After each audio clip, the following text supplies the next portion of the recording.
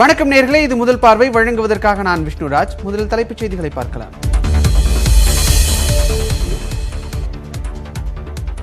தற்போதைக்கு நீட் தேர்வு வேண்டாம் என்பதே தமிழக அரசின் நிலைப்பாடு.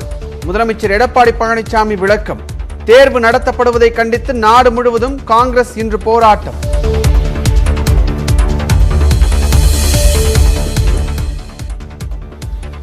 கோயம்பேடு காய்கறி சந்தை அடுத்த மாதம் 28ஆம் தேதி திறப்பு. தனிநபர்கள் செல்ல அனுமதி இல்லை என தமிழக அரசு அறிவிப்பு. தமிழகத்தில் கொரோனாவால் பாதிக்கப்பட்டவர்களின் எண்ணிக்கை 4 லட்சத்தை தாண்டியது. உயிரிழந்தோர் எண்ணிக்கை 7000-ஐ நெருங்கியது.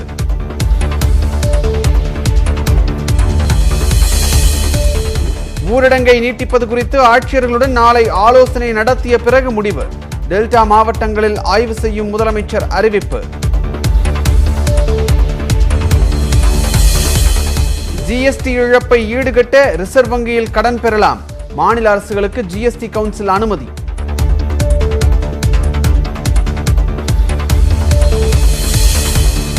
உட்கட்சி தேர்தலை நடத்தாவிட்டால் 50 ஆண்டுகளுக்கு எதிர்க்கட்சியாகவே காங்கிரஸ் நீடிக்கும். மூத்த தலைவர் குலாம் நபி ஆசாத் எச்சரிக்கை.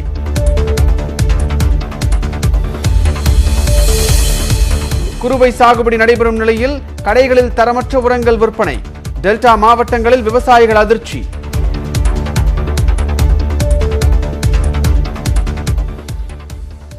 தற்போதைக்கு நீட் தேர்வு வேண்டாம் என்பதே தமிழக அரசின் நிலைப்பாடு என்று முதலமைச்சர் எடப்பாடி பழனிசாமி கூறியுள்ளார். இந்த நிலையில் நீட் மற்றும் ஜேஇஇ தேர்வுகளை நடத்துவதை கண்டித்து நாடு தழுவிய அளவில் காங்கிரஸ் கட்சி இன்று போராட்டம் நடத்துகிறது. மருத்துவ மாணவர் சேர்க்கைக்கான நீட் நுழைவுத் தேர்வு அடுத்த மாதம் 13ஆம் தேதி நடைபெற உள்ளது. கொரோனா பரவல் நீடித்து வரும் நிலையில் தேர்வை ரத்து செய்ய வேண்டும் என்று பல்வேறு தரப்பிலும் வலியுறுத்தப்பட்டு வருகிறது. நீட் மற்றும் ஜேஇஇ தேர்வை ரத்து செய்ய கோரி உச்சநீதிமன்றத்தை நாட காங்கிரஸ் மற்றும் கூட்டணி கட்சிகள் ஆளும் 7 மாநிலங்கள் முடிவு செய்துள்ளன. இதேபோல 7 மாநிலங்களுடன் இணைந்து உச்சநீதிமன்றத்தை நாடுமாறு ஆந்திர பிரதேசம், தெலுங்கானா, கேரளா மற்றும் ஒடிசா மாநில முதலமைச்சர்களுக்கு தமிழக எதிர்க்கட்சித் தலைவர் மு.க. ஸ்டாலின் கடிதம் எழுதியுள்ளார். இந்நிலையில் கொரோனா பரவலை கருத்தில் கொண்டு நீட் மற்றும் ஜேஇஇ தேர்வுகளை ஒத்திவைக்க வேண்டும் என்று பிரதமர் நரேந்திர மோடியை தொலைபேசியில் தொடர்பு கொண்டு ஒடிசா முதலமைச்சர் நவீன் பட்நாயக் வலியுறுத்தியுள்ளார். நாகையில் செய்தியாளர்களிடம் பேசிய முதலமைச்சர் எடப்பாடி பழனிசாமி தற்போதைக்கு நீட் தேர்வு வேண்டாம் என்பதே தமிழக அரசின் நிலைப்பாடு என்று தெரிவித்தார். இந்த நீட் தேர்வை தற்போது நடத்த வேண்டாம் என்று பிரதமருக்கு கடிதம், சுகாதாரத்துறை மந்திரிக்கு கடிதம், இப்போ என்னுடைய அமைச்சரும் கடிதம் இருக்கிறாங்க.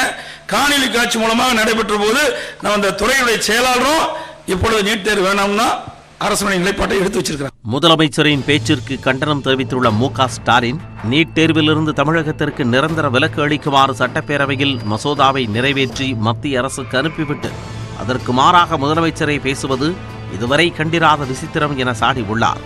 நீட் தேர்வுக்கு ஆதரவான நிலைப்பாட்டை அதிமுக அரசு எடுத்துள்ளதை தமிழக மக்கள் ஒருபோதும் மன்னிக்க மாட்டார்கள் என்றும் அவர் கூறியுள்ளார். நீட் தேர்வுக்கு எதிர்ப்பு வலுத்து வரும் நிலையில் நீட் மற்றும் ஜேஇஇ தேர்வுகளுக்கு 17 லட்சத்திற்கு மேற்பட்டோர் தங்களது நுழைவுச் சீட்டுகளை பதிவிறக்கம் செய்துள்ளதாக மத்திய கல்வி அமைச்சர் ரமேஷ் பொக்ரியால் தெரிவித்துள்ளார். இது எந்த ஒரு நிலையிலும் தேர்வை நடத்த வேண்டும் என்று மாணவர்கள் விரும்புவதையே காட்டுவதாகவும் ரமேஷ் பொக்ரியால் தெரிவித்துள்ளார். இந்நிலையில் நீட் தேர்வுக்கு எதிராக நாடு முழுவதும் உள்ள மத்திய அரசு அலுவலகங்கள் முன்பாக இன்று காலை 11 மணிக்கு போராட்டம் நடத்த உள்ளதாக காங்கிரஸ் கட்சி அறிவித்துள்ளது. அதே நேரம் நீட் மற்றும் ஜேஇஇ தேர்வுக்கு எதிரான நிலைப்பாட்டை கேரள அரசு எடுக்கவில்லை என்றும் இந்த விவகாரத்தில் மத்திய அரசை அணுகவில்லை என்றும் முதலமைச்சர் பினராயி விஜயன் தெரிவித்துள்ளார். தற்போதைய சூழல் நீட் தேர்வு தேவையா, ஒத்திவைக்க வேண்டுமா அல்லது ரத்து செய்ய வேண்டுமா என மாணவர்கள், பெற்றோர்கள் மற்றும் கல்வியாளர்கள் கூறும் கருத்துக்களை தற்போது பார்க்கலாம். எக்ஸாமுக்கு நாங்கள் ஒன்றும் பயப்படலை. இப்போ இந்த சுச்சுவேஷனில் போய் எழுதணுமா? இப்போ எப்படி பார்த்தாலும் இப்போ நாங்கள் எக்ஸாம் எழுதினதுக்கப்புறமும் இப்போ காலேஜஸ் எல்லாம் கிடையாது. ஸோ இப்போ நாங்கள் எக்ஸாம் மட்டும் எழுதி இப்போ நாங்கள் என்ன பண்ண போகிறோம்? ஸோ கொஞ்சம் தள்ளி வைக்கிறனால இப்போ ஒன்றும் எதுவும் ஆயிட போகிறது இல்லை. கேசஸ் இன்க்ரீஸ் ஆகிட்டு தான் இருக்குது. பட் எல்லா ஸ்டூடெண்ட்ஸ், நீட் ஆஸ்பிரண்ட்ஸ் எல்லாருமே நம்ம டாக்டர்ஸ் ஆகி மக்களுக்கு சேவை செய்யணுங்கிறதுக்காக தான் நீட் எக்ஸாம் ப்ரிப்பேர் பண்ணிட்டுருக்கோம். பட் நாமளே இதுக்காக எக்ஸாம் ரொம்ப போஸ்ட்போன் பண்ணிட்டும் இருக்க முடியாது. ஸோ எல்லா ப்ரிகாஷனோடு நம்ம எக்ஸாம் ஃபேஸ் பண்ணி தான் ஆகணும். இதை நம்ம ரொம்பவும் போஸ்ட்போன் பண்ணிகிட்டே இருக்க முடியாது. இந்த ஒரு 3 மணி நேரம் எக்ஸாம் எழுதுறாங்க அப்படின்னா அந்த சூழ்நிலையில் அவங்க எந்த மாதிரியான சூழ்நிலை எழுதுறாங்க, அவங்க இந்த COVID-19 அந்த கொரோனா அந்த சிந்தனையோடவே அந்த எக்ஸாமில் உட்காந்து இருக்கிறதும் வந்து ஒரு எங்கள் பேரண்ட்ஸ் ஆகி நாங்கள்லாம் பார்க்கும்போது அதுலேயும் வந்து ஒரு சங்கடமாக இருக்குது.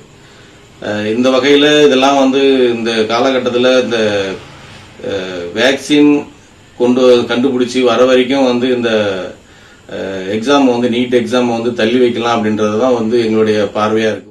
கோச்சிங் சென்டரும் எதுவும் செல்ல முடியாத ஒரு இக்கட்டான சூழ்நிலையில் இருந்து வருகிறார்கள். அவர்கள் மன அளவில் மிகவும் பாதிக்கப்பட்டுள்ள நிலையில் அவர்களால் படிக்கவும் முடியாது. மீண்டும் இந்த நீட் என்ற எக்ஸாம் என்றதே சாதாரண காலகட்டத்திலேயே மாணவர்கள் பயந்து எழுதக்கூடிய ஒரு எக்ஸாம். இந்த கோவிட் சூழ்நிலையில் இதை மத்திய அரசாங்கம் உடனடியாக எழுத வேண்டும் என்று மாணவர்கள் தலையில் ஒரு பேரடி இறக்கியிருக்கிறது. சடனா வந்து இந்த எக்ஸாமே வேண்டான்னு சொல்றது தப்பு. எக்ஸாமை போஸ்ட்போன் பண்றது கண்டிப்பா பண்ணலாம். பிகாஸ் இப்ப இருக்கிற சிச்சுவேஷன்ல வந்து அந்த ஹெல்த் ப்ரிகாஷனரியா எடுத்துட்டு வந்து நடத்த முடியுமாங்கிறது ஒரு கேள்விக்குறி தான். அதனால ஒரு 2-3 வாரத்துக்கு தள்ளி வைக்கிறது தப்பு கிடையாது. சென்னை கோயம்பேடு சந்தையை அடுத்த மாதம் 18ஆம் தேதி முதல் படிப்படியாக திறக்க முடிவு செய்யப்பட்டுள்ளதாக துணை முதலமைச்சர் ஓ பன்னீர்செல்வத்தின் அலுவலகம் தெரிவித்துள்ளது. இதில் பொருட்களை வாங்க தனிநபர் அனுமதிக்கப்பட மாட்டார்கள் என்றும் அறிவிக்கப்பட்டுள்ளது. கொரோனா பரவல் காரணமாக கோயம்பேடு சந்தை கடந்த மே மாதம் முதல் வாரத்தில் மூடப்பட்டது. இதையடுத்து காய்கறிகள் திருமழிசையிலும் பழங்கள் மாதவரம் புறநகர் பேருந்து நிலையத்திலும் விற்பனை செய்யப்படுகின்றன. கோயம்பேடு சந்தையை திறக்க வேண்டும் என்று முதலமைச்சர் மற்றும் துணை முதலமைச்சரிடம் வணிகர் சங்க பிரதிநிதிகள் கோரிக்கை விடுத்தனர். இதையடுத்து கோயம்பேடு சந்தையை துணை முதலமைச்சர் ஓ பன்னீர்செல்வம் நேற்று ஆய்வு செய்து பராமரிப்பு பணிகளை பார்வையிட்டார். மேலும் உயர் அலுவலர்களுடன் ஓ பன்னீர்செல்வம் ஆலோசனை நடத்தினார். இதில் அங்காடிகளை ஒவ்வொரு கட்டமாக திறக்க முடிவு செய்யப்பட்டது. உணவு தானிய மொத்த விற்பனை அங்காடி அடுத்த மாதம் 18ஆம் தேதியும் காய்கறி மொத்த விற்பனை அங்காடி 28ஆம் தேதியும் திறக்க முடிவு செய்யப்பட்டதாக துணை முதலமைச்சர் அலுவலகம் தெரிவித்துள்ளது. இதனைத் தொடர்ந்து அடுத்தடுத்த கட்டங்களாக பழங்கள், சிறு மொத்த காய்கறி மற்றும் பழக்கடைகள் மற்றும் மலர் கடைகளை திறக்கவும் முடிவு செய்யப்பட்டது. கோயம்பேடு சந்தைக்கு வரும் கனரக வாகனங்களில் ஒரு கடைக்கு ஒரு சமயத்தில் ஒரு வாகனம் மட்டும் அனுமதிக்கப்படும் என்று அறிவிக்கப்பட்டுள்ளது. கடைகளுக்கு வெளியே மற்றும் அங்காடியின் வேறு எந்த பகுதிகளிலும் சரக்குகளை இறக்கி வைப்பது மற்றும் வியாபாரம் செய்ய அனுமதி இல்லை. கனரக சரக்கு வாகனங்கள் மாலை 6 மணியிலிருந்து 10 மணி வரை மட்டுமே அங்காடி வளாகத்திற்குள் செல்ல அனுமதிக்கப்படும். அவை இரவு 12 மணிக்குள் வெளியேறிவிட வேண்டும். சில்லறை விற்பனைக்காக கொள்முதல் செய்வதற்காக வரும் இலகுரக வாகனங்கள் அதிகாலையிலிருந்து நண்பகல் 12 மணி வரை மட்டுமே அங்காடிக்குள் அனுமதிக்கப்படும். கடைக்குள் இருக்கும் வளாகத்திற்குள் 3 சக்கர பயணிகள் ஆட்டோ, 2 சக்கர வாகனங்கள் செல்ல அனுமதி இல்லை. தனிநபர் கொள்முதலுக்கும் அனுமதி இல்லை. கடைகளில் பணிபுரியும் ஊழியர்களுக்கு அடையாள அட்டை மற்றும் பின்னல் ஆடை வழங்கப்படும். கீரைகள் மற்றும் வாழை இலைகள் ஏற்கனவே இயங்கி வந்த 9ஆம் எண் நுழைவு வாயிலில் உள்ள கடைகளில் மட்டுமே விற்பனை செய்ய அனுமதிக்கப்படும். வாரத்தில் ஒரு நாள் சந்தைக்கு விடுமுறை அளிக்கப்பட்டு சுத்தம் செய்தல் மற்றும் பராமரிப்பு பணிகள் மேற்கொள்ளப்படும் என்றும் துணை முதலமைச்சர் அலுவலகம் அறிவித்துள்ளது. தமிழகத்தில் கொரோனாவால் பாதிக்கப்பட்டு குணமடைந்தவர்களின் விகிதம் 85% தாண்டி உள்ள நிலையில் ஒட்டுமொத்த பாதிப்பு 4 லட்சத்தை கடந்துள்ளது. சுகாதாரத்துறை வெளியிட்டுள்ள செய்திக்குறிப்பில் தமிழகத்தில் ஒரே நாளில் புதிதாக 5981 பேருக்கு தொற்று உறுதியாகியுள்ளதாக தெரிவிக்கப்பட்டுள்ளது. இதனால் ஒட்டுமொத்த பாதிப்பு 4,03,242 அதிகரித்துள்ளது. சென்னையில் புதிதாக பாதிக்கப்பட்ட 1286 பேர் உட்பட இதுவரை 1,30,000க்கும் மேற்பட்டோர் வைரஸ் பாதிப்புக்கு ஆளாகியுள்ளனர். சென்னையை தவிர்த்த பிற மாவட்டங்களில் ஒரே நாளில் புதிதாக 4,695 பேருக்கு தொற்று கண்டறியப்பட்டுள்ளது. சென்னையில் 32 பேர், திருவள்ளூரில் 13, கோவையில் 11 பேர் உட்பட மாநிலம் முழுவதும் ஒரே நாளில் 109 பேர் சிகிச்சை பலனின்றி உயிரிழந்தனர். இதுவரை தமிழகத்தில் மொத்த கொரோனா உயிரிழப்பு எண்ணிக்கை 6,948 அதிகரித்துள்ளது. செப்டம்பர் இறுதி வாக்கில் கொரோனா தொற்றின் பாதிப்பு படிப்படியாக குறைய வாய்ப்பு உள்ளதாக மருத்துவர்கள் தெரிவிக்கின்றனர். இருப்பினும் மக்களிடம் நோய் எதிர்ப்பு சக்தியின் தன்மை குறித்து ஆய்வு மேற்கொள்ள வேண்டும் எனவும் வலியுறுத்தியுள்ளனர். செப்டம்பர் 1-2 வாரத்தில் இல்லாட்டி 4 வாரத்தில் செப்டம்பர் இறுதிக்குள் இது படிப்படியாக கம்மியாயிடும். இது மாத்திரம் இல்லாமல் ஆல்ரெடி ஒரு 50% மக்கள் இதுக்கு எக்ஸ்போஸ் ஆகி இருக்கிறதுக்கு வாய்ப்பு இருக்கு. அதுக்கான சீரோ ஸ்டடி, அதாவது ஆன்டிபாடி ஸ்டடி பண்ணணும் அப்படின்றத முன் வச்சிருக்கிறாங்க. இந்த ஆன்டிபாடி டெஸ்ட் பண்ணி பார்க்கணும். இது பண்ணோம்னா நமக்கு வந்து இந்த அட்லீஸ்ட் ஒரு 25 இருந்து ஒரு 50% மக்களுக்காக இந்த ஆன்டிபாடி இருக்கணும். ஆல்ரெடி வந்துட்டு போயிருக்கிறதுக்கு வாய்ப்பு இருக்கு. இதை வந்து நம்ம இது எந்த அளவுக்கு பரவலை தடுக்கலாம், எந்த அளவுக்கு பரவ போகுதுன்ற இதை வந்து நம்மளால கணிக்க முடியும். தமிழகம் முழுவதும் ஒரே நாளில் 5870 பேர் குணமடைந்து வீடு திரும்பினர். இதன் மூலம் குணமடைந்தோர் எண்ணிக்கை 3,43,930 உயர்ந்துள்ளது. ஒட்டுமொத்த பாதிப்பில் குணமடைந்தோர் விகிதம் 85 விழுக்காட்டை கடந்துள்ளது. தமிழகத்தில் ஒரே நாளில் 74,345 பேருக்கு கொரோனா பரிசோதனை மேற்கொள்ளப்பட்டுள்ளது. இதுவரை பரிசோதனை செய்யப்பட்டவர்களின் மொத்த எண்ணிக்கை 43 லட்சத்தை கடந்துள்ளது. தமிழகத்தில் அனைத்து மாவட்டங்களிலும் கொரோனா தொற்று கண்டறியப்பட்டுள்ளது. செங்கல்பட்டு, திருவள்ளூர், காஞ்சிபுரத்திற்கு அடுத்தபடியாக கோவையில் தொற்று வேகமாக அதிகரித்து வருகிறது. கோவையில் ஒரே நாளில் 439 பேர் பாதிக்கப்பட்டு தொற்று எண்ணிக்கை 13,000-ஐ தாண்டியுள்ளது. விருதுநகரில் மீண்டும் தொற்று அதிகரித்து மேலும் 152 பேர் பாதிக்கப்பட்டுள்ளனர். உயிரிழப்பும் அங்கு 184 உள்ளது. ராணிப்பேட்டையில் 162 பேருக்கு தொற்று உறுதி செய்யப்பட்டுள்ளது. கடலூரில் தொற்று எண்ணிக்கை 10,000-ஐ தாண்டியுள்ள நிலையில் சேலத்தில் ஒரே நாளில் 413 பேர் பாதிக்கப்பட்டு தொற்று எண்ணிக்கை 9,000-ஐ தாண்டியுள்ளது. புதுக்கோட்டையில் மேலும் 136 பேரும், தஞ்சாவூரில் 122 பேரும், திண்டுக்கல்லில் 102 பேரும் பாதிக்கப்பட்டுள்ளனர். திண்டுக்கல்லில் இதுவரை 118 பேர் உயிரிழந்துள்ளனர். ஈரோட்டில் தொற்று அதிகரித்து வரும் நிலையில் மேலும் 121 பேருக்கு தொற்று உறுதியானது. சிவகங்கையில் இதுவரை 104 பேர் உயிரிழந்துள்ளனர். நாகையில் மேலும் 90 பேரும், நாமக்கல்லில் 84 பேருக்கும் தொற்று உறுதியானது. தர்மபுரியில் மேலும் ஒருவர் பாதிக்கப்பட்டு இதுவரை தொற்று எண்ணிக்கை 1184 அதிகரித்துள்ளது. உட்கட்சி தேர்தலை நடத்தாவிட்டால் 50 ஆண்டுகளுக்கு எதிர்க்கட்சியாகவே காங்கிரஸ் நீடிக்கும் என்று மூத்த தலைவர் குலாம் நபி ஆசாத் எச்சரிக்கை விடுத்திருக்கிறார். காங்கிரஸ் இடைக்கால தலைவராக சோனியா காந்தி ஓராண்டு காலமாக பதவி வகித்து வருகிறார். இந்த நிலையில் முழுநேர தலைவரை நியமிக்க வேண்டும் என்று மாநிலங்களவை எதிர்க்கட்சி தலைவரும் காங்கிரஸ் மூத்த தலைவருமான குலாம் நபி ஆசாத் உள்ளிட்ட 23 தலைவர்கள் சோனியா காந்திக்கு கடிதம் எழுதினர். இந்த விவகாரம் சர்ச்சையை ஏற்படுத்திய நிலையில் கடந்த 24ஆம் தேதி நடைபெற்ற காரிய கமிட்டி கூட்டத்தில் 6 மாதங்களுக்கு தலைவராக சோனியா காந்தி நீடிப்பது என முடிவு செய்யப்பட்டது. இந்த நிலையில் ANI செய்தி நிறுவனத்திற்கு பேட்டியளித்த குலாம் நபி ஆசாத் உட்கட்சி தேர்தலை நடத்தினால்தான் கட்சி பலம் பெறும் என்று தெரிவித்தார். காங்கிரஸ் காரிய கமிட்டி உறுப்பினர்கள், மாநில தலைவர்கள், மாவட்ட தலைவர்கள் உள்ளிட்ட பதவிகளுக்கு தேர்தலை நடத்த வேண்டும் என்றும் அவர் வலியுறுத்தியுள்ளார். தேர்தலை நடத்தாமல் நியமிக்கப்படும் தலைவர்களுக்கு தொண்டர்களில் 1% கூட ஆதரவளிக்க மாட்டார்கள் என்றும் கூறினார். எனவே தேர்தலை நடத்தாவிட்டால் 50 ஆண்டுகளுக்கு எதிர்க்கட்சியாகவே காங்கிரஸ் நீடிக்கும் என்றும் குலாம் நபி ஆசாத் எச்சரிக்கை விடுத்துள்ளார். தொடர்ந்து விரைவுச் செய்திகள் சிலவற்றை பார்க்கலாம். 100% அரசு ஊழியர்களை பணிக்கு வரவழைப்பது உள்ளிட்டவை தொடர்பாக தலைமைச் செயலாளர் சண்முகம் இன்று ஆலோசனை நடத்த உள்ளார். தலைமைச் செயலகத்தில் மாதந்தோறும் ஆய்வுக் கூட்டம் நடைபெறுவது வழக்கம். அதன்படி இன்றைய கூட்டத்தில் துறை சார்ந்த செயலாளர்களுடன் தலைமைச் செயலர் சண்முகம் ஆலோசனை நடத்துகிறார். அதில் ஊரடங்கு காரணமாக 75% அரசு ஊழியர்கள் சுழற்சி முறையில் பணிக்கு வரும் நிலையில் அவற்றை 100% உயர்த்தலாமா என்பது பற்றியும் அரசின் திட்டப்பணிகளின் செயல்பாடுகள் குறித்தும் ஆலோசிக்கப்பட உள்ளது. இந்த கூட்டத்தில் DGP திரிபாதி மற்றும் காவல் உயரதிகாரிகளும் பங்கேற்கின்றனர். தமிழகத்திற்கு வெளிமாநிலத்தில் இருந்து தொழில் ரீதியாக வருபவர்கள் 3 நாட்களில் திரும்பிச் செல்வதாக இருந்தால் அவர்களை தனிமைப்படுத்துவதிலிருந்து விலக்கு அளித்து அரசு உத்தரவிட்டுள்ளது. தமிழக அரசின் எல்காட் நிறுவனத்துடன் இணைந்து மின்னணு உதிரி பாகங்கள் தயாரிக்க பெங்களூருவைச் சேர்ந்த தனியார் நிறுவனம் ஒப்பந்தம் செய்துள்ளது. இந்த பணிக்காக பெங்களூரு, ஆந்திராவில் இருந்து பணியாளர்கள் அடிக்கடி சென்னை வந்து செல்ல வேண்டியிருப்பதால் அவர்களை தனிமைப்படுத்துவதில் இருந்து விலக்கு அளித்து இ-பாஸ் வழங்கும்படி எல்காட் நிறுவனம் சார்பில் தமிழக அரசுக்கு கோரிக்கை விடுக்கப்பட்டிருந்தது. இந்நிலையில் தமிழக அரசு வெளியிட்டுள்ள அரசாணையில் தகவல் தொழில்நுட்பத்துறை பரிந்துரையை ஏற்று பெங்களூரைச் சேர்ந்த நிறுவனத்தின் பணியாளர்களுக்கு இ-பாஸ் வழங்கவும் பயண நாட்கள் 3 நாட்களுக்குள் இருக்கும் பட்சத்தில் தனிமைப்படுத்த தேவையில்லை என்றும் தெரிவிக்கப்பட்டுள்ளது. இதேபோன்று தகவல் தொழில்நுட்பம், தொழில் நிறுவனங்கள் உள்ளிட்ட எந்த தொழில் சார்ந்து வரும் வெளிமாநிலத்தவர்களுக்கும் 3 நாட்களுக்குள் சொந்த ஊர் திரும்பும் பட்சத்தில் அவர்களை தனிமைப்படுத்த தேவையில்லை என்றும் குறிப்பிடப்பட்டுள்ளது. மதுரையில் 2 மாதங்களில் எய்ம்ஸ் மருத்துவமனைக்கான கட்டடப் பணிகள் தொடங்கும் என்ற மத்திய அரசின் தகவல் மகிழ்ச்சி அளிப்பதாக அமைச்சர் RB உதயகுமார் தெரிவித்திருக்கிறார். திருமங்கலத்தில் அதிமுக இலக்கிய அணி நிர்வாகிகளின் ஆலோசனைக் கூட்டம் நடைபெற்றது. இதில் பங்கேற்று பேசிய அமைச்சர் 2021 தேர்தலில் மீண்டும் அதிமுகவை வெற்றி பெறச் செய்ய தொண்டர்கள் பாடுபட வேண்டும் என்று வலியுறுத்தினார். இந்த 2021 தேர்தலில் யார் வெற்றி பெறாங்களோ அவங்க தான் 100 ஆண்டுக்கு சேவை செய்ய முடியும். இப்போ திராவிட முன்னேற்ற கழகம் ஏற்கனவே 10 ஆண்டு வனவாசம் நமக்கு அனுப்பிச்சிட்டோம். புரட்சி தலைவர் இதயதேவ அம்மா அவர்கள் அனுப்பிச்சிட்டாங்க. இந்த 2021 அனைத்து இந்திய அண்ணா திராவிட முன்னேற்ற கழகம் ஹார்டிக் வெற்றி பெற்றால் திராவிட முன்னேற்ற கழகம் நிரந்தரமாக வனவாசம் போயிடும்.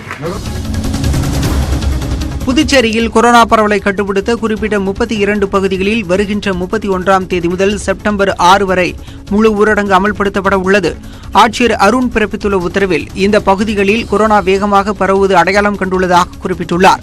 இதனால் ஒரு வாரத்திற்கு அங்குள்ள கடைகள், தொழில் நிறுவனங்கள், தனியார் அலுவலகங்கள் மூடப்படும் எனவும், காய்கறி மற்றும் மளிகை கடைகள் காலை 6 முதல் 12 மணி வரை திறந்திருக்கும் எனவும் தெரிவித்துள்ளார். மேலும் முழு ஊரடங்கு பகுதிகளில் வாகனங்கள் செல்ல தடை விதிக்கப்படும் என்றும் கூறியுள்ளார். விருதுநகர் மாவட்டம் அருப்புக்கோட்டையில் உள்ள உணவகத்தில் பிரியாணி இலவசம் என்னும் அறிவிப்பால் பொதுமக்கள் குவிந்தனர். காந்தி நகரில் புதிதாக திறக்கப்பட்ட உணவகத்தில் வாடிக்கையாளர்களை கவர்வதற்காக ஒரு பிரியாணி வாங்கினால் ஒரு பிரியாணி இலவசம் என விளம்பரம் செய்யப்பட்டது. இதுகுறித்து காட்டுத்தீ போல தகவல் பரவியதால் பிரியாணியை வாங்கும் ஆர்வத்தில் அங்கு குவிந்த மக்கள் தனிமனித இடைவெளியை மறந்தனர். கடையின் ஷட்டரை திறப்பதற்காக காத்து கிடந்தவர்கள் முகக்கவசம் கூட அணியாமல் முண்டியடித்து பிரியாணி பொட்டலங்களை வாங்கி சென்றனர். இதனால் அங்கு தொற்று பரவும் அபாயம் ஏற்பட்டது. அனைத்து பாதுகாப்பு நடவடிக்கைகளும் உறுதிப்படுத்தப்பட்ட பிறகே ஆன்லைன் வகுப்புகளுக்கான வழிமுறைகள் வெளியிடப்பட்டிருப்பதாக மத்திய அரசு தரப்பில் சென்னை உயர்நீதிமன்றத்தில் தெரிவிக்கப்பட்டது. ஆபாச இணையதளங்களை மாணவ மாணவியர் அணுக இயலாத வகையில் விதிகளை வகுக்கும் வரை ஆன்லைன் வகுப்புகளை நடத்த தடை கோரிய வழக்குகள் நீதிபதிகள் சுந்தரேஷ் மற்றும் ஹேமலதா அடங்கிய அமர்வில் மீண்டும் விசாரணைக்கு வந்தது. இணையதள சேவை குறைபாட்டால் உரிய நேரத்தில் ஆன்லைன் வகுப்புகளுக்கு மாணவர்கள் செல்ல முடியாத சூழல் குறித்து மனுதாரர்கள் தரப்பில் முறையிடப்பட்டது.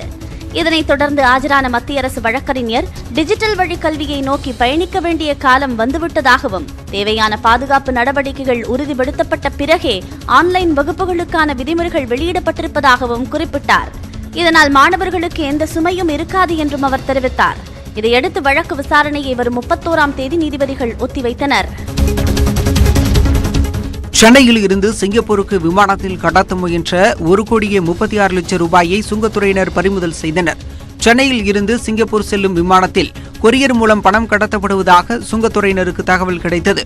இதன் அடிப்படையில் 2 பார்சல்களை அதிகாரிகள் சோதனையிட்டனர். அதில் ஒரு பார்சலில் சேலைகளுக்குள் மறைத்து வைக்கப்பட்டிருந்த 37 லட்சம் ரூபாய் மதிப்பிலான அமெரிக்க டாலர்கள், ஈரோ, ரியால்ஸ், சிங்கப்பூர் டாலர் என மொத்தம் 1,06 லட்சம் ரூபாய் அளவுக்கு வெளிநாட்டு கரன்சிகள் இருப்பது தெரியவந்தது. மற்றொரு பார்சலில் ஷர்ட், லெகின்ஸ்களுக்குள் மறைத்து வைக்கப்பட்டிருந்த 30 லட்சம் ரூபாய் நோட்டுகள் சிக்கின. இது தொடர்பாக பார்சல் அனுப்பிய சென்னையை சேர்ந்த 2 போட்டோகிராபர்களை கைது செய்து விசாரணை நடத்தி வருகின்றனர். தேனி மாவட்டம் கம்பத்தில் குடும்ப பிரச்சனையால் ஓய்வு பெற்ற ராணுவ வீரர் ஒருவர் தனது கையை இறைச்சி கடையில் இருந்த கத்தியால் துண்டித்த அதிர்ச்சியூட்டும் வீடியோ காட்சி வெளியாகியுள்ளது. காமையகவுண்டன்பட்டியைச் சேர்ந்த ஓய்வு பெற்ற ராணுவ வீரர் வெங்கடேசனின் மனைவி யுவஸ்ரீ குடும்ப பிரச்சனையால் 3 ஆண்டுகளுக்கு முன் பிரிந்து சென்றுள்ளார். இதனால் மதுப்பழக்கத்திற்கு அடிமையான வெங்கடேசன் ஒரு கட்டத்தில் மனநலம் பாதிக்கப்பட்டிருந்ததாக கூறப்படுகிறது. இந்நிலையில் காமையகவுண்டன்பட்டியிலிருந்து மிதிவண்டியில் கம்பம் சென்ற அவர் திடீரென அங்கிருந்து இறைச்சி கடையினுள் நுழைந்து கத்தியால் தனது மணிக்கட்டை துண்டித்துள்ளார். இதனை கண்டு கடை ஊழியர்கள் அலறி அடித்து ஓட்டம் பிடித்தனர். வெங்கடேசனின் இடது மணிக்கட்டு துண்டாக விழுந்த நிலையில் தனது மற்றொரு கையை வெட்டும்படி அருகில் இருந்தவர்களை அழைத்துள்ளார். தகவல் அறிந்து வந்த போலீசார் வெங்கடேசனை மீட்டு மருத்துவமனைக்கு அனுப்பி வைத்தனர். மதுரையில் அரசு பள்ளியில் மாணவர்கள் சேர்வதை ஊக்குவிக்க ஆசிரியர்கள் தங்களது சொந்த செலவில் ஆண்ட்ராய்டு போன் வாங்கி கொடுத்து வருகின்றனர். மதுரை வசந்த் நகர் பகுதியில் அரசு உதவி பெறும் பள்ளி செயல்பட்டு வருகிறது. இந்த பள்ளியில் கடந்த 17ஆம் தேதி முதல் மாணவர் சேர்க்கை நடைபெற்று வருகிறது. இந்நிலையில் அரசு பள்ளியில் மாணவர்கள் சேருவதை ஊக்குவிக்கவும், ஆன்லைன் வகுப்புகளை கவனிக்கவும் புதிதாக சேரும் 6ஆம் வகுப்பு மாணவர்களுக்கு செல்போன் வழங்கப்படுகிறது. தலைமை ஆசிரியர் மற்றும் சக ஆசிரியர்கள் ஒன்றிணைந்து தங்களது சொந்த செலவில் மாணவர்களுக்கு செல்போன்களை வாங்கி தந்துள்ளனர். புதிதாக 6ஆம் வகுப்பில் சேரக்கூடிய மாணவர்கள் அத்துணை பேருக்கும் நாம் ஒரு மொபைல் போன் வாங்கி கொடுத்தால் என்ன, அவர்கள் வாட்ஸ்அப் மூலம் பாடங்களை நன்கு கற்றுக்கொள்ளுவார்களே. இந்த கொரோனா காலகட்டத்தில் பள்ளிக்கு வராமல் இருந்தாலும் தமிழ் வழி கல்வியை ஊக்குவிக்க வேண்டும், மாணவர்கள் கல்வியை தடையில்லாமல் இருக்க வேண்டும் என்ற காரணத்திற்காக இந்த செயலை நாங்கள் திட்டமிட்டோம். எங்கள் ஆசிரியர் பெருமக்கள் எல்லாம் நான் ஒரு புள்ளிதான் வைப்பேன், அந்த புள்ளியை வைத்து அவர்கள் மாவினாலே கோலம் போடுவார்களே, மாக்கோலம் போடுவார்கள். திருப்பத்தூர் மாவட்டம் ஆம்பூர் அருகே முட்டை ஏற்றிச் சென்ற லாரி கவிழ்ந்து விபத்துக்குள்ளானது. நாமக்கல்லில் இருந்து முட்டை லோடுகளை ஏற்றிக்கொண்டு மினி லாரி ஒன்று வேலூரை நோக்கி வந்து கொண்டிருந்தது. திருப்பத்தூர் மாவட்டம் விண்ணமங்கலத்தில் உள்ள பெங்களூரு சென்னை தேசிய நெடுஞ்சாலையில் வந்தபோது ஓட்டுநரின் கட்டுப்பாட்டை இழந்த வாகனம் அருகில் உள்ள பள்ளத்தில் கவிழ்ந்து விழுந்தது. இதில் லாரிகளில் இருந்த முட்டைகள் உடைந்து சேதமாகின. அப்போது உடையாத முட்டைகளை லாரி ஓட்டுநர் ஜானகிராமன் பொதுமக்களுக்கு இலவசமாக வழங்கினார்.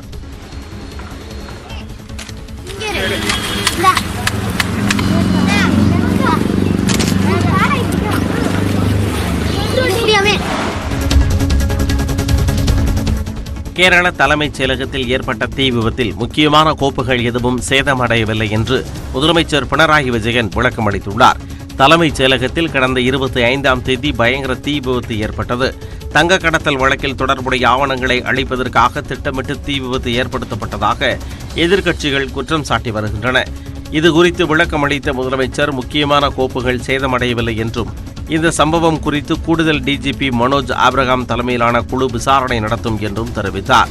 விபத்திற்கான காரணம் குறித்து பேரிடர் மேலாண்மை ஆணைய இயக்குநர் தலைமையிலான குழு விசாரணை நடத்தி அறிக்கை அளிக்கும் என்றும் பினராயி விஜயன் கூறினார். நாடாளுமன்றத்தில் கட்சியின் நிலைப்பாட்டை எடுக்க மக்களவை மற்றும் மாநிலங்களவை குழு தலா 5 பேர் கொண்ட குழுவை காங்கிரஸ் கட்சி தலைவர் சோனியா காந்தி அமைத்திருக்கிறார். நிரந்தர தலைவரை தேர்வு செய்ய வேண்டும் என்று சோனியா காந்திக்கு மூத்த தலைவர்கள் கடிதம் எழுதியது சர்ச்சையை ஏற்படுத்தியது. எனினும் 6 மாதங்களுக்கு தலைவராக சோனியா காந்தியை நீடிப்பது என முடிவு செய்யப்பட்டுள்ளது. இந்த நிலையில் நாடாளுமன்ற மழைக்கால கூட்டத்தொடர் தொடங்க உள்ள நிலையில் புதிய குழுக்கள் அமைக்கப்பட்டுள்ளன. மக்களவை குழுவில் அதிர் ரஞ்சன் சௌத்ரி, தலைமை கொறடா சுரேஷ், கொறடா மாணிக்கம் தாகூர் ஆகியோர், துணைத் தலைவர் கௌரவ் கோகாய், கொறடா ரன்வீத் சிங் பிட்டு ஆகியோர் இடம்பெற்றிருக்கிறார்கள். மாநிலங்களவைக்கான குழுவில் குலாம் நபி ஆசாத், ஆனந்த் சர்மா, ஜெயராம் ரமேஷ், அகமது பட்டேல், KC வேணுகோபால் ஆகியோர் இடம்பெற்றுள்ளனர். தமிழ்நாடு மற்றும் உத்தரப்பிரதேசத்தில் அமையும் பாதுகாப்பு தொழில்துறை முனையங்கள் மூலம் ஆயிரக்கணக்கான கோடி ரூபாய் முதலீடுகள் கிடைக்கும் என்று பாதுகாப்புத்துறை அமைச்சர் ராஜ்நாத் சிங் தெரிவித்துள்ளார்.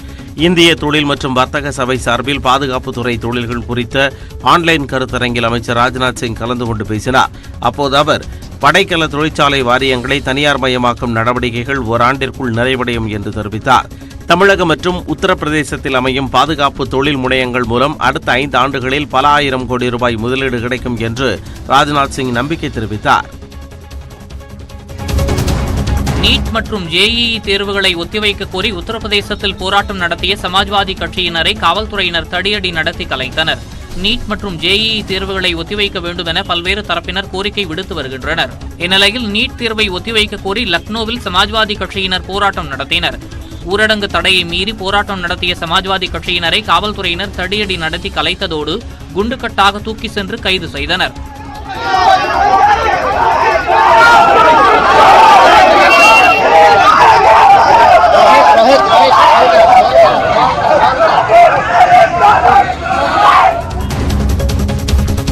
ஒடிசா மாநிலத்தில் கனமழை காரணமாக கடந்த 3 நாட்களில் 7 பேர் உயிரிழந்தனர்.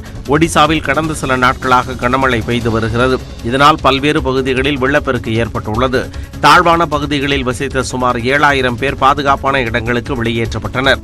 அவர்களுக்கு உலர் பழங்கள் மற்றும் சமைத்த உணவு வழங்கப்பட்டதாக ஒடிசா மீட்பு பிரிவு சிறப்பு ஆணையர் பிரதீப் குமார் ஜேனா தெரிவித்துள்ளார். மேலும் 3 நாட்களில் மயூர்பஞ்ச் மாவட்டத்தில் 4 பேர் உட்பட 7 பேர் உயிரிழந்ததாகவும் 2 பேர் மாயமாகி இருப்பதாகவும் பிரதீப் குமார் கூறினார்.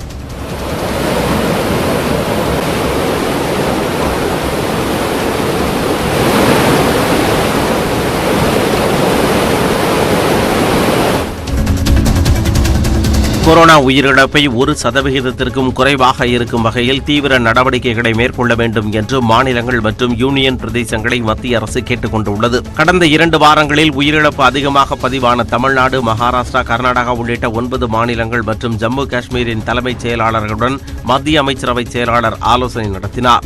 அப்போது உயிரிழப்பை குறைக்க தீவிர நடவடிக்கை எடுக்க வேண்டும் என்று கேட்டுக் கொள்ளப்பட்டது.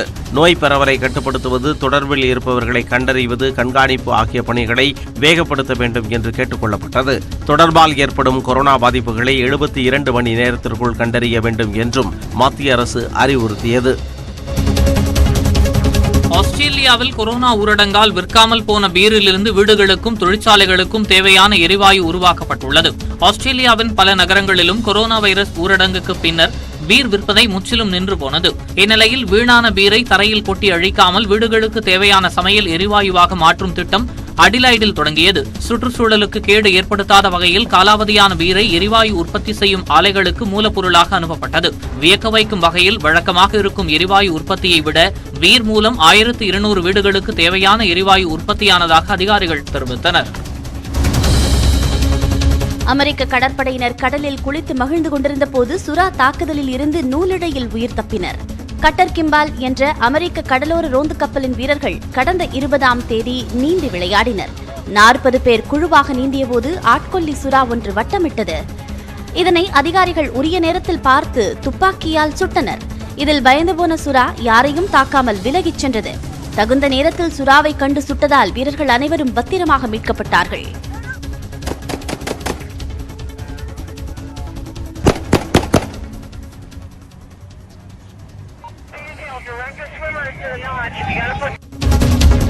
ரஷ்யாவின் பாட்லெஸ்னி என்ற இடத்தில் ஏற்பட்ட காட்டுத்தீ வேகமாக பரவி வருகிறது.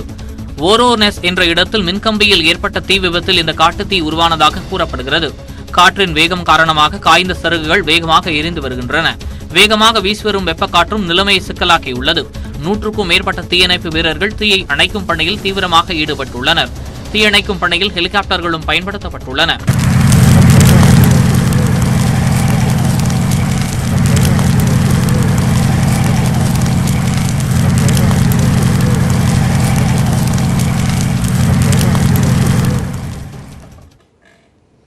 தமிழகத்தில் ஊரடங்கு நீட்டிக்கப்படுமா என்பது குறித்து மாவட்ட ஆட்சியர்களுடன் நாளை ஆலோசனை நடத்திய பிறகே முடிவு செய்யப்படும் என்று முதலமைச்சர் எடப்பாடி பழனிசாமி தெரிவித்துள்ளார்.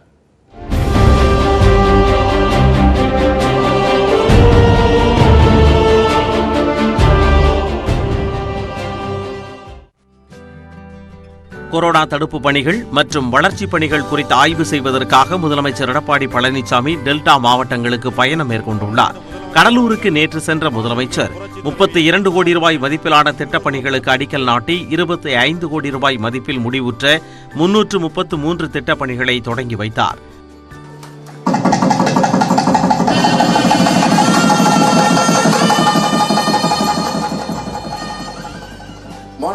தொழில்துறையினர், விவசாயிகள் மற்றும் மகளிர் குழுவினருடன் அவர் ஆலோசனை நடத்தினார்.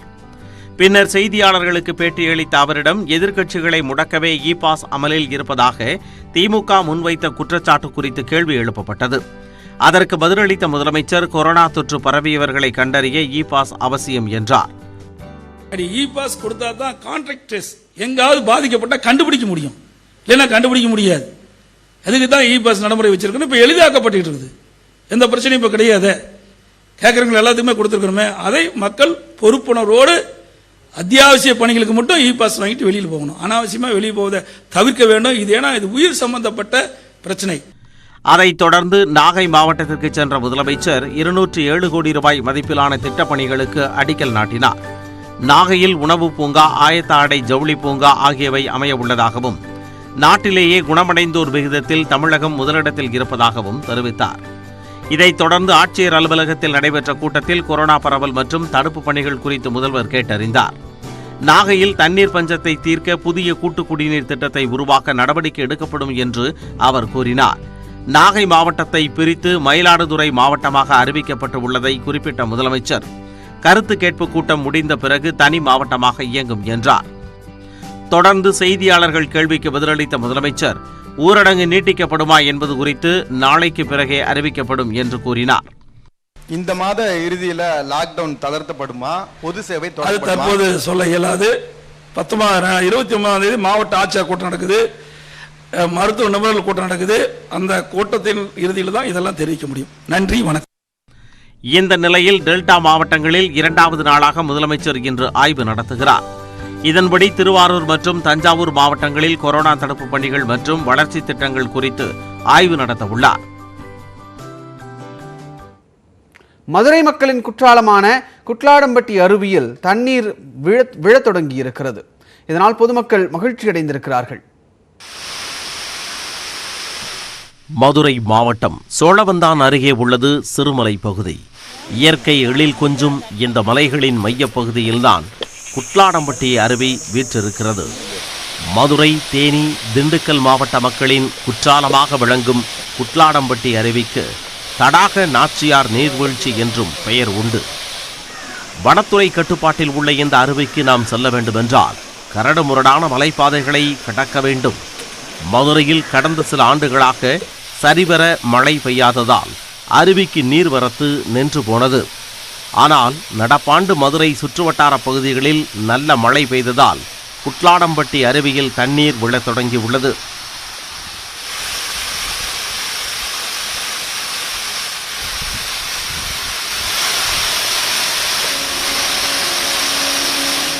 ஆர்ப்பரித்து கொட்டும் அருவி நீர் காண்போர் மனதை கொள்ளை கொள்கிறது.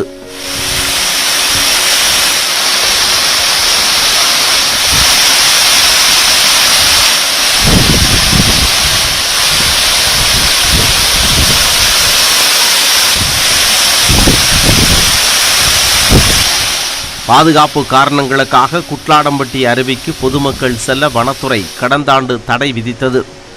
ஒரு 10 மாதத்துக்கு இடையில இன்றைக்கி நேற்று மழை பெஞ்சு ஓரளவுக்கு தண்ணி வந்திருக்கு.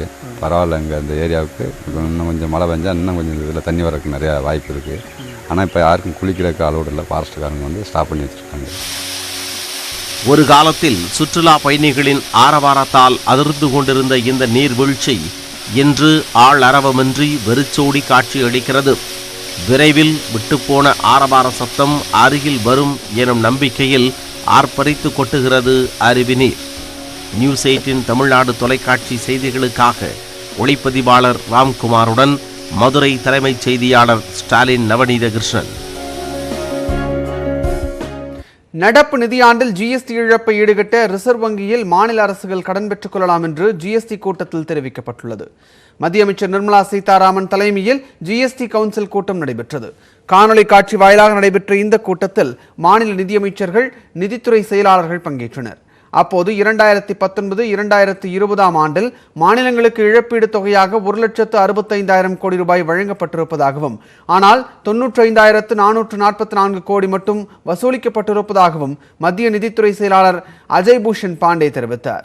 நடப்பாண்டில் ஜிஎஸ்டி இழப்பீடு விகிதம் 2,35,000 கோடியாக அதிகரிக்கும் என்றும், ஜிஎஸ்டி அமல்படுத்தப்பட்டதால் ஏற்படும் இழப்பீடு பற்றாக்குறை 97,000 கோடியாக இருக்கும் என்றும் கணிக்கப்பட்டதாக அவர் தெரிவித்தார்.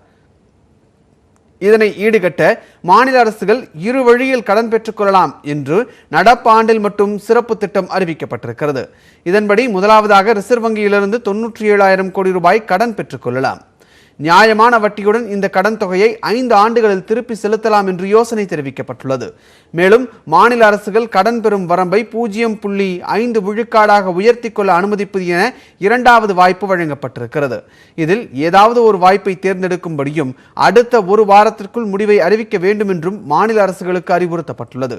இதனிடையே இந்த கூட்டத்தில் பேசிய நிதியமைச்சர் நிர்மலா சீதாராமன் இழப்பீடு தொகையை ஈடுகட்ட பொருட்களுக்கு கூடுதல் வரி விதிக்கப் போவதில்லை என்று தெரிவித்தார்.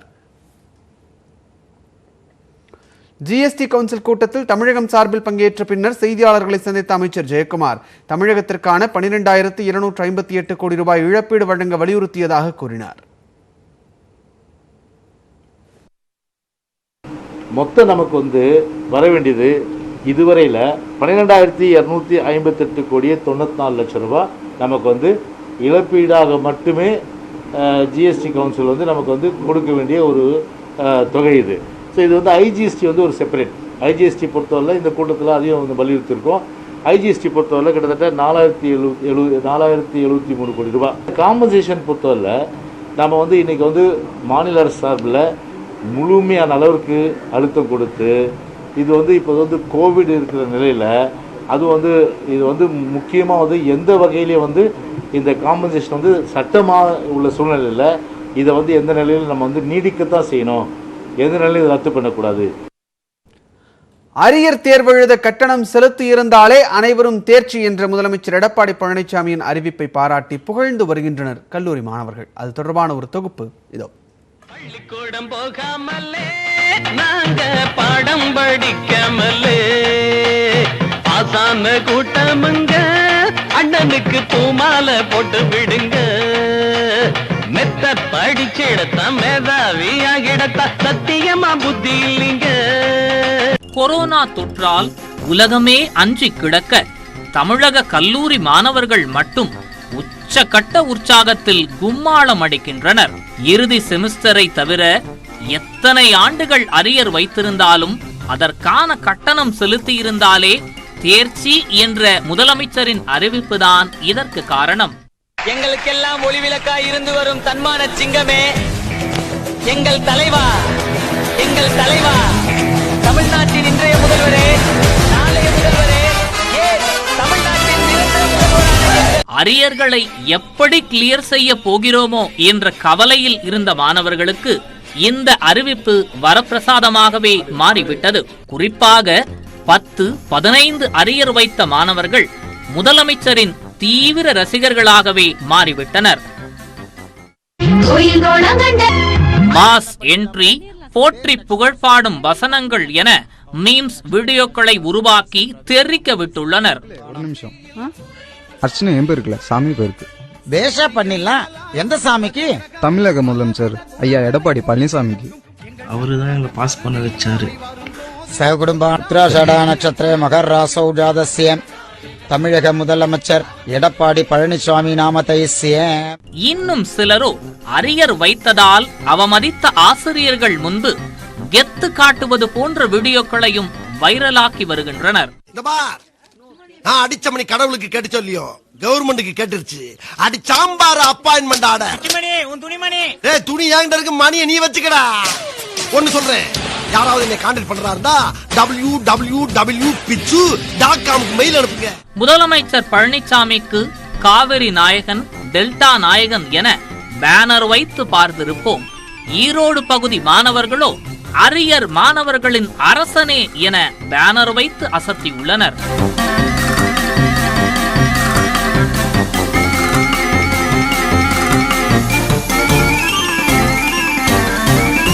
திருக்குறளை மேற்கோள் காட்டி முதலமைச்சருக்கு நன்றி தெரிவித்துள்ள இந்த பேனரை பலரும் ஆச்சரியத்துடன் பார்த்து செல்கின்றனர். மறுபுறம் நாம் படிக்கும் காலத்தில் இது போன்ற அறிவிப்பு வரவில்லையே என கல்லூரி படிப்பை முடித்த மாணவர்களும் ஆதங்கத்தை வெளிப்படுத்தி வருகின்றனர்.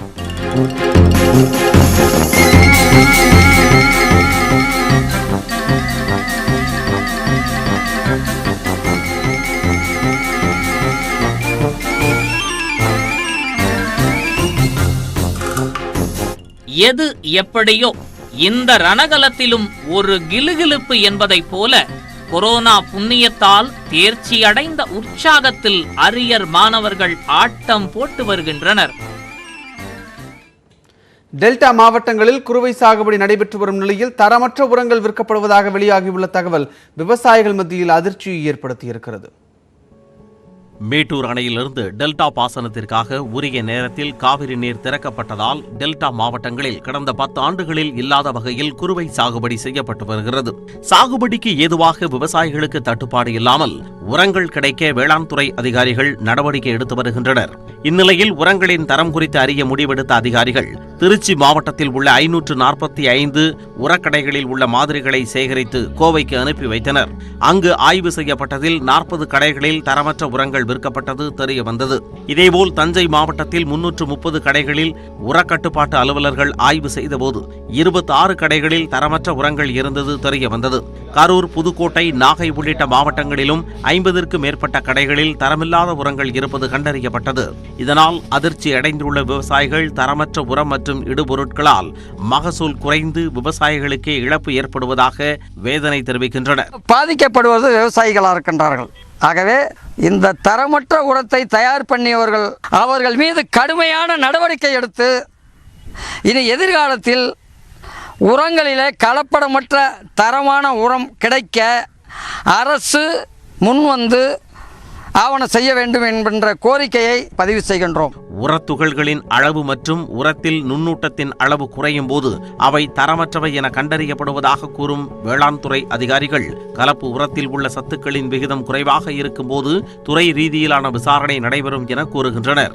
தரம் குறைந்த உரங்களை வைத்திருந்த விற்பனை நிலையங்களிடம் விளக்கம் கேட்கப்பட்டுள்ளதாகவும் அங்கு உர மூட்டைகள் விற்பனை தற்காலிகமாக நிறுத்தி வைக்கப்பட்டுள்ளதாகவும் அதிகாரிகள் தெரிவித்துள்ளனர். இதேபோல் உர விற்பனை குறித்த முறைகேட்டில் ஈடுபடுவோர் மீது கடும் நடவடிக்கை எடுக்கப்படும் என திருச்சி மாவட்ட ஆட்சியர் சிவராசு எச்சரிக்கை விடுத்துள்ளார். கூடுதல் உற்பத்தி என்பது தரமானதாகவும் இருக்க வேண்டும். தரமானதாக இருக்க உரம் உள்ளிட்ட இடுபொருட்களும் தரமானதாக கிடைக்க வேண்டும். வேளாண் துறை அதிகாரிகள் அனைத்து பகுதிகளிலுமே உரக்கடைகளிலே ஆய்வு செய்து தரமான உரம் உள்ளிட்ட இடுபொருட்கள் விவசாயிகளுக்கு கிடைப்பதற்கு உத்தரவாதத்தை கொடுக்க வேண்டும், நடவடிக்கை எடுக்க வேண்டும் என்பதே விவசாயிகளுடைய எதிர்பார்ப்பாக இருக்குது. ஒளிப்பதிவாளர் சரவணகுமாருடன் ஜோ மகேஸ்வரன், நியூஸ் 18 தமிழ்நாடு, திருச்சி. தொடர்ந்து நம்ம ஊர் செய்திகள் சிலவற்றை பார்க்கலாம். ராமநாதபுரத்தில் இமானுவேல் சேகரனின் 63வது குரு பூஜை குறித்து ஆலோசனை கூட்டம் நடைபெற்றது. இமானுவேல் சேகரன் குரு பூஜை ஆண்டுதோறும் செப்டம்பர் 11ஆம் தேதி பரமக்குடியில் நடைபெறும். தற்போது கொரோனா பரவல் இருப்பதால் குரு பூஜையில் பொதுமக்கள் பங்கேற்பது குறித்து ஆலோசனை கூட்டம் பரமக்குடி டிஎஸ்பி தலைமையில் நடைபெற்றது. இதில் பார்த்திபனூர், நயினார் கோவில், சத்திரக்குடி காவல் ஆய்வாளர்கள் மற்றும் முக்கிய பிரமுகர்கள் பங்கேற்றனர். சென்னை ஆவடி அருகே பிறந்த சில மணி நேரங்களே ஆன பச்சிளம் குழந்தை வீசப்பட்டது.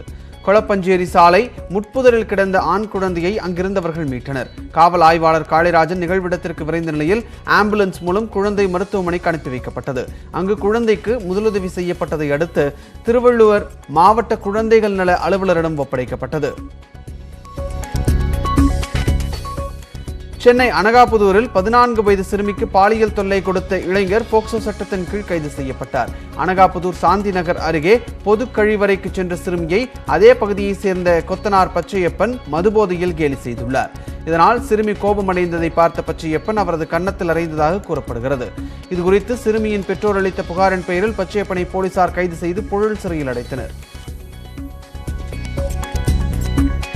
கொடைக்கானல் நகருக்கு குடிநீர் வழங்கும் பழைய அணையில் இறங்கிய கடமான் நீண்ட நேரத்திற்கு பிறகு மீட்கப்பட்டது. அணை ஓரம் மேய்ந்து கொண்டிருந்த மானை திருநாய்கள் விரட்டி தாக்கின. இதனால் படுகாயமடைந்த மான் மிரண்டு போய் தண்ணீரில் இறங்கியது. தகவல் அறிந்து அங்கு சென்ற வனத்துறையினர் 2 மணி நேரம் போராடி மானை வனப்பகுதிக்குள் விட்டனர். சென்னை ஆர்கே நகரில் ஆட்டோவில் எடுத்துச் செல்லப்பட்ட 7 கிலோ கஞ்சா பறிமுதல் செய்யப்பட்டது. தண்டையார்பேட்டையில் ஐசிஓ ரயில்வே கேட் பகுதியில் ரோந்து பணியில் ஈடுபட்டிருந்த போலீசார் அந்த வழியாக சென்ற ஆட்டோவை வழிமறித்தனர். ஆனால் ஆட்டோ ஓட்டுநர் நிறுத்தாததால் விரட்டிச் சென்ற போலீசார் வாகனத்திலிருந்து 4 பேரையும் பிடித்தனர். அவர்களிடம் 7 கிலோ கஞ்சா பொட்டலங்கள் இருந்தது தெரிய வந்த நிலையில் 4வரும் புழல் சிறையில் அடைக்கப்பட்டனர். கிருஷ்ணகிரி அருகே சிறுமியை பாலியல் வன்கொடுமை செய்த 55 வயது நபர் கைது செய்யப்பட்டார். கருக்கஞ்சாவடியை சேர்ந்த உதயண்ணன் 17 வயது சிறுமியை கடந்த ஓராண்டாக மிரட்டி பாலியல் வன்கொடுமை செய்துள்ளார். இந்த நிலையில் சிறுமி 8 மாதம் கர்ப்பமாக இருப்பது தெரிய வந்த நிலையில் உதயண்ணனை பிடித்த பொதுமக்கள் காவிரிப்பட்டினம் போலீசாரிடம் ஒப்படைத்தனர். அருந்ததியர் சமூகத்திற்கு 3% உள் ஒதுக்கீடு வழங்கப்பட்டதற்கு எதிரான வழக்கில் இடஒதுக்கீட்டில் உள் ஒதுக்கீடு வழங்க மாநில அரசுக்கு அதிகாரம் இருப்பதாக உச்சநீதிமன்றம் தீர்ப்பளித்துள்ளது. 5 பேரில் 2 நீதிபதிகள் மாறுபட்ட தீர்ப்பு வழங்கியதால் இந்த வழக்கு அதிக நீதிபதிகள் கொண்ட அரசியல் சாசன அமர்விற்கு மாற்றப்பட்டுள்ளது.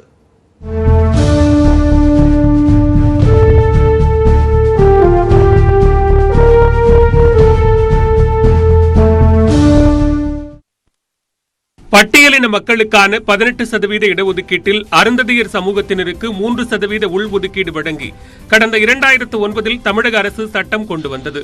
இந்த உள் ஒதுக்கீட்டை எதிர்த்து புதிய தமிழகம் கட்சித் தலைவர் கிருஷ்ணசாமி, வழக்கறிஞர் சரவணகுமார் உள்ளிட்டோர் வழக்கு தொடர்ந்தனர். இதேபோன்று பஞ்சாபில் உள்ஒதுக்கீடு வழங்கியது தொடர்பான வழக்கு 2011 முதல் உச்சநீதிமன்றத்தில் நிலுவையில் இருந்தது. மேலும் ஹரியானாவில் தனிநபர்கள் மற்றும் அரசு துறை தொடர்புடைய 20 வழக்குகளும் அதனுடன் சேர்த்து ஒரே வழக்காக விசாரிக்கப்பட்டது. தமிழகத்தில் அருந்ததியர் உள் ஒதுக்கீடு விவகாரத்தையும் சேர்த்து விசாரிக்க கூறிய யசோதா என்பவரின் மனுவையும் உச்சநீதிமன்றம் ஏற்றது. ஆந்திராவைச் சேர்ந்த சின்னையா என்பவர் தொடர்ந்த வழக்கில் உள் ஒதுக்கீடு வழங்க மாநில அரசுக்கு அதிகாரம் இல்லை என 2005ஆம் ஆண்டு 5 நீதிபதிகள் கொண்ட அரசியல் சாசன அமர்வு தீர்ப்பு வழங்கி இருந்ததையும் அதற்கு எதிராக வழக்குகள் தொடரப்பட்டிருப்பதையும் யசோதா சுட்டிக்காட்டியிருந்தார். அருண் மிஸ்ரா தலைமையில் MR ஷா, இந்திரா பானர்ஜி, வினித் சரண், கிருஷ்ணா முராரி ஆகிய 5 நீதிபதிகள் அடங்கிய அமர்வில் நடைபெற்ற வழக்கு விசாரணையில் கல்வியிலும் பொருளாதாரத்திலும் பின்தங்கிய அருந்ததியினர் சமூகத்திற்கு உள் ஒதுக்கீடு வழங்கப்பட்டதாகவும் அரசியல் சாசன பிரிவு 341க்கு எதிராக எந்த மாற்றமும் கொண்டுவரவில்லை என்றும் வாதிட்ட தமிழக அரசு தரப்பு வழக்கறிஞர் சேகர் நாப்டே உள் ஒதுக்கீடு தொடர்பாக சட்டமியற்றி அமல்படுத்த மாநில அரசுக்கு முழு அதிகாரம் உள்ளதாக தெரிவித்தார். கடந்த மார்ச் 16ஆம் தேதி இந்த வழக்கின் வாதங்கள் முடிவடைந்த நிலையில் தற்போது வழங்கப்பட்டுள்ள தீர்ப்பில் உள் ஒதுக்கீடு வழங்க மாநில அரசுக்கு அனுமதி இருப்பதாக 3 நீதிபதிகளும், உள் ஒதுக்கீடு வழங்க மாநில அரசுக்கு அதிகாரம் இல்லை என 2005ஆம் ஆண்டு உச்சநீதிமன்றம் வழங்கிய தீர்ப்பே சரி என 2 நீதிபதிகளும் தெரிவித்தனர். இதனால் 7 அல்லது 9 நீதிபதிகள் கொண்ட அரசியல் சாசன அமர்வுக்கு வழக்கு மாற்றப்பட்டது. இனி அதிக நீதிபதிகள் கொண்ட அமர்வில் வெளியாகும் தீர்ப்பே இந்த விவகாரத்தில் இறுதியானதாக எடுத்துக்கொள்ள முடியும் என்ற நிலை ஏற்பட்டுள்ளது. அருந்ததியருக்கு 3% உள்ஒதுக்கீடு விவகாரம் தொடர்பாக தமிழகத்தில் ஆதரவும் எதிர்ப்பாகவும் குரல்கள் எழுந்திருக்கின்றன. திராவிடர் கழக தலைவர் கி வீரமணி, அதிமுக செய்தி தொடர்பாளர் வைகை செல்வன் உட்பட பல தலைவர்களும் உச்சநீதிமன்ற தீர்ப்பை வரவேற்றிருக்கிறார்கள். அதிக நீதிபதிகள் கொண்ட அமர்விலும் அருந்ததியருக்கு சாதகமான தீர்ப்பு வரும் என அவர்கள் நம்பிக்கை தெரிவித்துள்ளனர். சமூக நீதியினுடைய இடஒதுக்கீட்டை நிர்ணயம் செய்யக்கூடிய முழு தகுதியும் உரிமையும் மாநில அரசுகளுக்கே உண்டு என்ற கொள்கை இதன் மூலம் ஏற்கப்பட்டிருக்கிறது. வரவேற்க வேண்டிய ஒன்று. இது வலிமையாக நிலைக்கும் என்ற உறுதி நமக்கு உண்டு. அங்கேயும் அப்படி வந்தாலும் அதை தாண்டி வெற்றி பெறக்கூடிய அந்த துணிவும் தெளிவும் நமக்கு உண்டு. இந்த தீர்ப்பை முழுமையாக படித்து சட்ட அமைச்சரோடு ஆலோசனை செய்து சட்ட வல்லுநர்களோடு ஆலோசனை செய்து ஒரு நல்ல முடிவை அண்ணா திராவிட முன்னேற்ற கழகத்தினுடைய அரசு மிக விரைவிலேயே அறிவிக்கும். கலைஞர் பெண்களுக்கு சொத்துல சமபுரிக்கு 40 வருஷத்துக்கு முன்னாடி கொண்டு வந்த சட்டத்தை இப்போது உச்சநீதிமன்றம் ஏற்றுக்கொண்டிருப்பதை போல கலைஞர் அப்போது கொண்டு வந்த திட்டத்தை இப்போது உச்சநீதிமன்றம் ஏற்றிருக்கிறது. உயர்ந்த பெரிய அமர்வும் ஏற்றுக்கொள்ளும் என்று நான் நம்புகிறேன். ஏற்றுக்கொள்ள வேண்டும் என்று விரும்புகிறேன். இதை எல்லா மாநிலங்களும் கடைபிடிக்க வேண்டும். இந்திய சமூக மக்களுக்கு மிகப்பெரிய ஒரு நல்ல தீர்ப்பாகும். இந்த உள்ஒதுக்கீடு வந்ததற்கு பிறகுதான் இந்த சமூக மக்களுடைய முன்னேற்றம் கல்வியிலும் பொருளாதாரத்திலும் அரசு வேலைவாய்ப்பிலும் இன்றைக்கு நிலையான ஒரு நிலையத்தை பெற்றிருக்கின்றார்கள். பட்டியல் இனங்களில் எந்த மாற்றத்தையும் ஏற்படுத்த அதிகாரம் இல்லாத மாநில அரசால் உள்ஒதுக்கீடு மட்டும் எப்படி வழங்க முடியும் என இந்திய குடியரசுக் கட்சியின் மாநில தலைவர் சேக்கு தமிழரசன் கேள்வி எழுப்பியிருக்கிறார். இந்த பட்டியலிலே எந்த சாதியையும் வேறு எந்த சாதியையும் இணைப்பதற்கும் அதிலே உள்ள இருக்கிற சாதியை வெளியேற்றுவதற்கும் மாநில அரசுக்கு அதிகாரம் இல்லை என்கிற போது அந்த சாதியினுடைய பட்டியலிலே இருந்து அதை பிரித்து தனித்தனியாக அந்த இடஒதுக்கீட்டை பிரித்து வழங்குகிற அதிகாரம் மாநில அரசுகளுக்கு எங்கிருந்து வருகிறது? அடக்கப்பட்ட ஒடுக்கப்பட்ட மக்களின் சமூக நீதியை நிலைநாட்டியுள்ள உச்சநீதிமன்ற நீதிபதிகளுக்கு நன்றி தெரிவிப்பதாக திமுக தலைவர் ஸ்டாலின் கூறியுள்ளார். தீர்ப்பு மகிழ்ச்சிக்கு உரியது என்று மதிமுக பொதுச் செயலாளர் வைகோ தெரிவித்துள்ளார். அருந்ததியர் மக்களின் கல்வி வேலை வாய்ப்புகளுக்கு உத்தரவாதம் ஏற்பட்டுள்ளது என்று மார்க்சிஸ்ட் கம்யூனிஸ்ட் மாநில செயலாளர் கே பாலகிருஷ்ணன் தெரிவித்துள்ளார். அருந்ததியர் உள்ஒதுக்கீடு வழக்கில் உச்சநீதிமன்ற தீர்ப்பு சமூக நீதி வரலாற்றில் முக்கிய மைல்கல் என பாமக நிறுவனர் ராமதாஸ் தெரிவித்துள்ளார். விரிவான அமர்வை விரைவில் அமைத்து சமூக நீதியை நிலைநாட்ட வேண்டுமென வலியுறுத்தியுள்ள விடுதலை சிறுத்தைகள் கட்சித் தலைவர் திருமாவளவன், இடஒதுக்கீட்டு சட்டங்கள் இயற்ற மாநிலங்களுக்கு அதிகாரம் உள்ளதாக நீதிபதிகள் கூறியுள்ளதால் 69 விழுக்காடு ஒதுக்கீடு, மருத்துவ படிப்பில் இடஒதுக்கீடு ஆகிய விவகாரங்களில் விரைந்து நடவடிக்கை எடுக்க கோரியுள்ளார். அருந்ததியினருக்கு 3 விழுக்காடு உள்ஒதுக்கீடு வழங்கும் விவகாரத்தில் இறுதி தீர்ப்பு வருவதற்கு முன்பே வெற்றி கிடைத்து விட்டதாக அரசியல் கட்சிகள் அறிக்கை விடுவதா என்று புதிய தமிழகம் கட்சித் தலைவர் கிருஷ்ணசாமி கேள்வி எழுப்பியுள்ளார். பட்டியலின பிரிவினருக்கான இடஒதுக்கீட்டை கூறுகளாக பிரித்து வழங்க புதிய தமிழகம் உள்ளிட்ட கட்சிகள் தொடர்ந்த வழக்கில் உச்சநீதிமன்றத்தில் 5 பேர் கொண்ட அமர்வு தீர்ப்பு எதையும் வழங்காமல் பெரிய அமர்விற்கு மாற்றுமாறு உச்சநீதிமன்ற தலைமை நீதிபதிக்கு பரிந்துரை செய்துள்ளதாக குறிப்பிட்டிருக்கிறார். எனவே அருண் மிஸ்ரா தலைமையிலான அமர்வு தெரிவித்தது கருத்துதான் என்றும் தீர்ப்பு அல்ல என்றும் கிருஷ்ணசாமி கூறியிருக்கிறார். ஆனால் இந்த விவகாரத்தில் தீர்ப்பு நகலை முழுமையாக படித்து பார்க்காமல் வழங்கப்படாத தீர்ப்புக்கு வாழ்த்துக்களும் வரவேற்புகளையும் தெரிவிப்பதா என்று அரசியல் கட்சிகளுக்கு கிருஷ்ணசாமி கேள்வி எழுப்பியுள்ளார். பிரபல தொலைக்காட்சி தொடர் நடிகை திருப்தி தந்தை தன்னை கொடுமைப்படுத்துவதாக வீடியோ வெளியிட்டு அதிர்ச்சியை ஏற்படுத்தி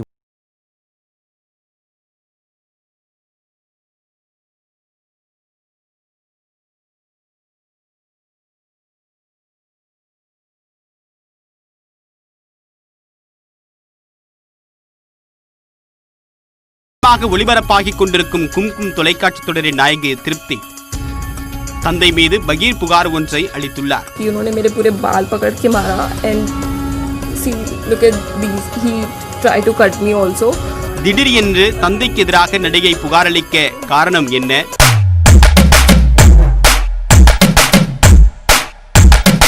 ఓయ్ ఇడియట్